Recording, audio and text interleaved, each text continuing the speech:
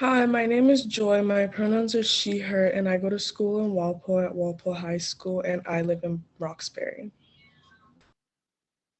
Hi, my name is Anaya. My pronouns are she and her. I am a METCO student at Walpole High School, and I live in Dorchester. Our presentation will mostly focus on the fact that there are levels of racism embedded in communities that are predominantly white that they are often unaware of. They often play themselves out in microaggressions. It is often justified and allowed and rarely faces repercussion. We will talk about some times where there have been incidents of racism, microaggressions, or just old ways of thinking that have not changed. We will also talk about things we would think would be some good solutions to prevent incidents like these in the future. Hopefully, our presentation will be able to show you some of the issues that some Walpole students believe are affecting them. First, we'll start off by talking about identity. Identity is a distinguishing character or personality of an individual. Identity makes up a lot about a person's character, and having these identifiers can lead to finding a sense of community when you find others with those same identifiers. One big identifier that people use is race. When you see someone of your own race, you can often feel a sense of community with them because they have the same experiences as you.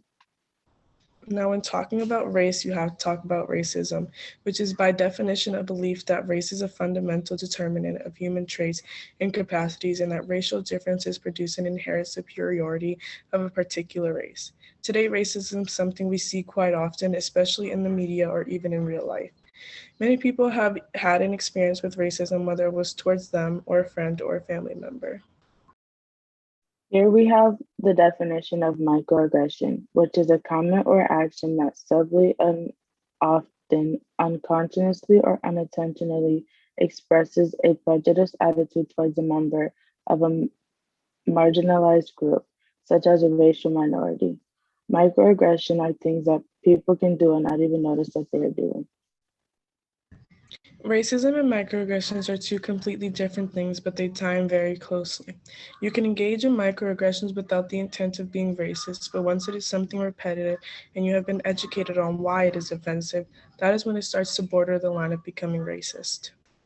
First off, I want to specifically talk about the demographic of Walpole since we believe that it plays such a huge role in what we're going to be talking about today. Walpole is a town in Massachusetts between Medfield, Norwood, and Sharon.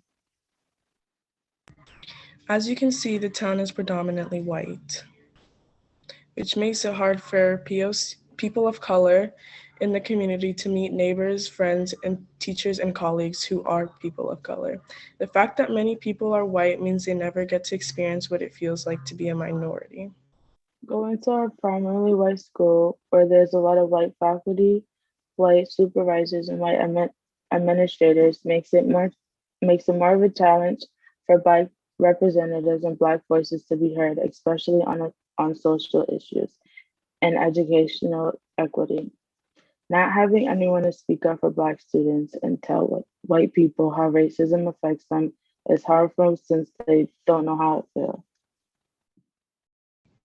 When people talk about American history, what's the first thing they think of? George Washington, Christopher Columbus coming to America, maybe the enslavement of African Americans by white Americans. Most of these events in history have been written and revised by white people to put them in a better light. Looking at who wrote history books that are taught in classrooms, they would see the majority of the people who helped write it are white people. Even in world history books, when they talk about other countries and other ethnic groups, it is still a white person talking about the situation. We picked one history book at random in a classroom at our school and looked to see who helped write it. The book I picked was World History Connections to Today, the Modern Era. Out of the 14 people who helped write the book, 11 were white. Here we have a picture of Native Americans attacking white loyalist soldiers depicted by patriots. They are being described at the bottom of the picture as savages. Now here we have a white man dressed in blackface, which is used in minstrel shows. Minstrel shows started in the early 19th century and ended around the early 20th century. Even though the active theatrical minstrel shows have disappeared, it still trickles into our media and lives today. For example, across the country, lawn ornaments called lawn jockeys only recently have started to fall out of favor. Most of education is whitewashed because it tells an oversimplified story of most cultures except the British came here looking for a better life after Columbus discovered the Americans and became best friends and allies with the Native Americans. It downplays the extremely destructive and horrible stuff done to people of color. There has always been an effort to cover it up and not take accountability or held responsible for it. Here are some examples of how history has been whitewashed. Examples like this show exactly how easy whitewashing of history is and how normalized it has become. Teaching the future of America these lies will only continue to show that we as people of color in America will never be free from what has happened to us. Lying and bending history will only make things worse and continue to divide the country. Here you can see where they isolate lynching to a very small amount of people.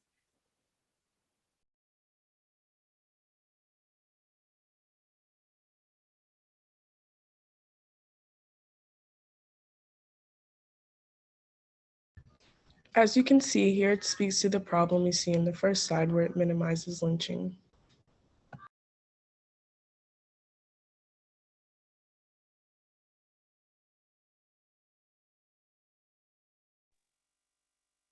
Here we see how the wrongdoings of esteemed leaders aren't particularly talked about.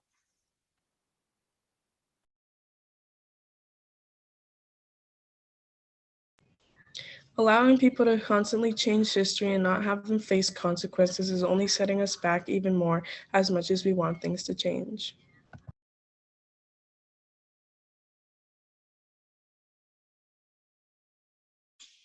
As of recently, with the changing times, more people have been trying to present themselves as more inclusive, for example, hiring a more diverse range of people in their staff and showing that they support people of color. Many people are concerned that this is a performative and it is just so that people can see that they are inclusive. In schools, merely just having a Black History Month is not enough. There are other things Walpole can do, such as teach us about powerful Black people who have helped make change, or teach about how Black students can grow up to be those people who make changes. They can help us teach about our culture to other students. One thing they should stop doing and not just hyper focus on during Black History Month is just talking about slavery, Martin Luther King, and Rosa Parks. A big thing they can do is talk and teach us how to continue to create change and break the norm. One example of whitewash narrative is this right here in Walpole is the school's former team name. Only recently we have dealt with the reality that our sports teams were named after racists and insurrectionists. We talked to some students and asked them some questions about their experiences with racism at Walpole High School. I believe that my race does play an important part in my life because it's a part of me. It's something that I identify as. There's also parts of my culture that are embedded in my everyday life. Stephen Bond. I have experienced racism in and outside of school. People treat me differently every day because of my race. In elementary school, I became aware of racism. Kids will call me the N word, a slave, and I've been told to pick cotton. Horrible things have been said to me through the years. Freshman and sophomore year have been really difficult for me. Miles Campbell. In elementary school, the kids would make fun of me for having different hair. I didn't know what that meant at first, but I knew that I was different from them.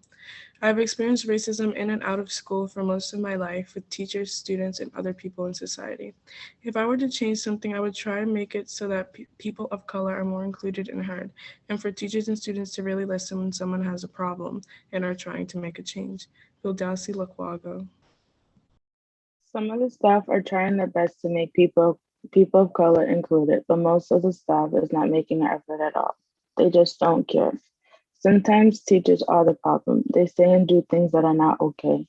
Miles Campbell. Sometimes I do feel like I suffer because of my race. I have lived in a mostly white populated area my whole life, and I have felt like I have no outlet to speak up for myself and my race. Wildasi Lakwago. Now, here are some things that we can do to continue to invoke change and keep moving forward in racial change. We can continue to listen to people of color. Continue to educate yourself on people's cultures. Continue to educate people on the systemic disadvantages. Keep questioning things and pushing boundaries. Continue to represent and include people of color in the media. No tokenism and performative activism. Thank you for listening. We hope you found this project informative.